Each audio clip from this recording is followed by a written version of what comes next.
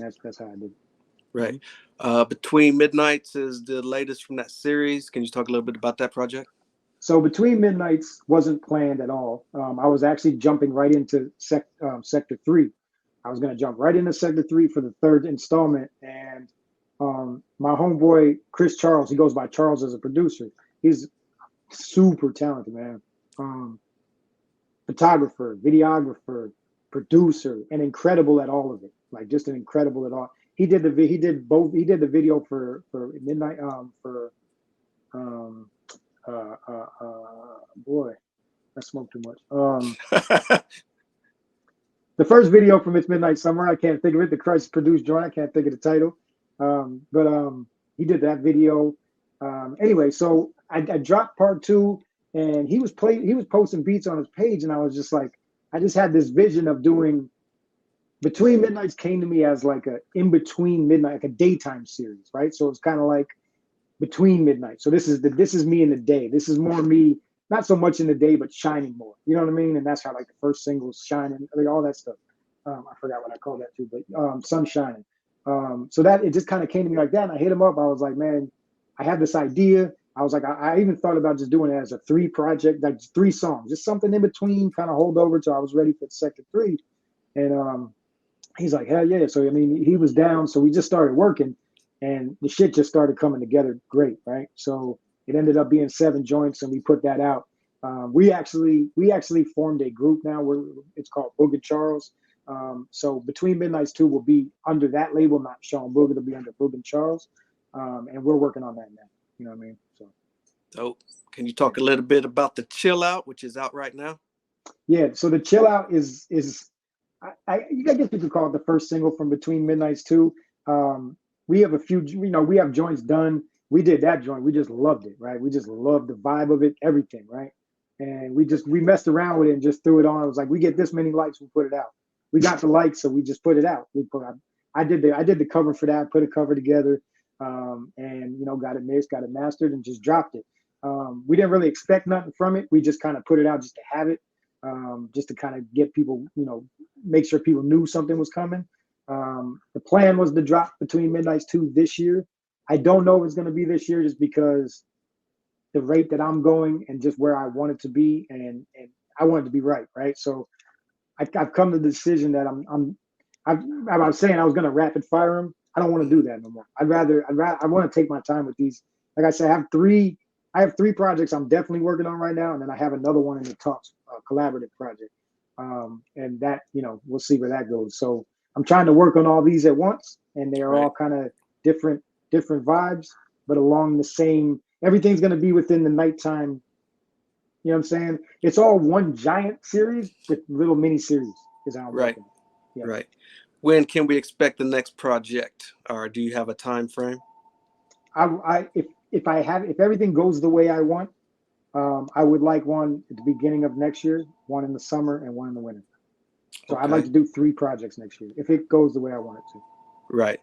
Yeah. Any other avenues Sean Boog is exploring? Merchandise, some type of weed strain? Anything out there that? I wish. Boy, I wish.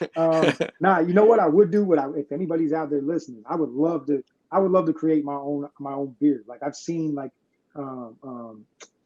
Redmatic, my boy Redmatic, he had his group had put out an IPA. Tech from Smith & Wesson put out an IPA. Merce put out a vegan IPA or something like that. I've been ordering all those. I'm like, that's a dream of mine. I'd love to put out like a Boogie Nights beer, a beer line. That would be dope. I brew my own beer just by myself, but like I would love to link with somebody and put out a Boogie Nights. I would love to do that. But I mean, other than music, like the way I make my ends, and I own a screen printing business.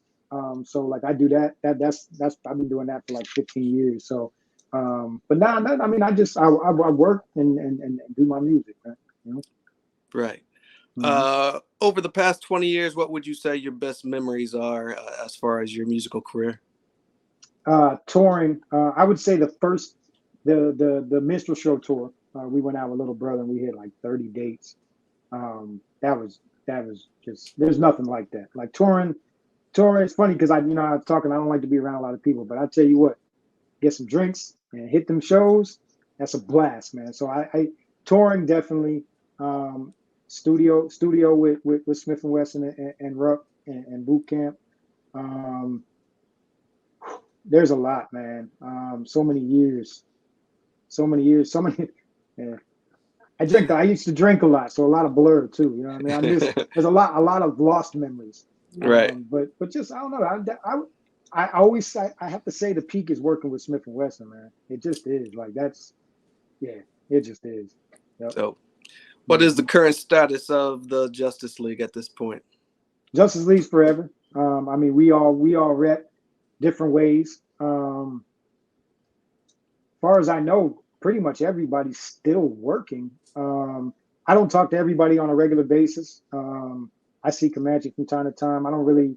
I mean, everybody's in the 40. You know what I mean? We're everybody's in their own avenues at this point, but still family, man. It's all family. It's all love with me.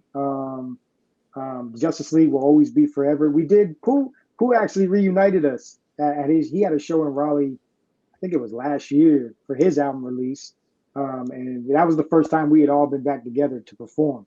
So that was fun. You know what I mean? That was a blast. Yep. Dope.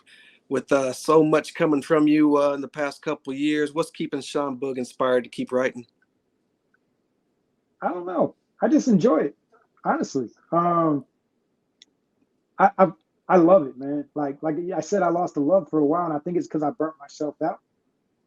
But as soon as I decided to start doing it, I love to do it. Like, I mean, I'll go a couple weeks and not do anything. You know what I mean? I'll just, whatever. But it just comes to me. Like, I'll just be sitting there, and I just realize it's a part of me, man. It's just something I do. So it's like I don't have expectations with my music or anything these days. I enjoy doing it. People say it, but I honestly, like, I do it for me. Like, I'm making music now for me. And I put it out, and if you like it, you like it. If you don't, you don't. Like I said, if it sells 1,000 records, if it sells 10,000, I don't care. You know what I mean? I don't really have any expectations. So my motivation is just the enjoyment of doing it and creating. Right. Next month, hip hop turns 50 years old. Do you think North Carolina got the proper respect and credit that it deserved over the years? Yeah. Yeah. I mean, because I don't think. Definitely with the movement that the Justice League started creating, and then PD and all that in that era. But you still had Yag Fu Front. I mean, you had people that represented North Carolina prior. I think North Carolina is etched. I think that goes without saying. I mean, there's too many people now from North Carolina has its place in hip hop for sure. The beauty of North Carolina is there's not a one sound in North Carolina. You'll hear the quote unquote boom bap sound.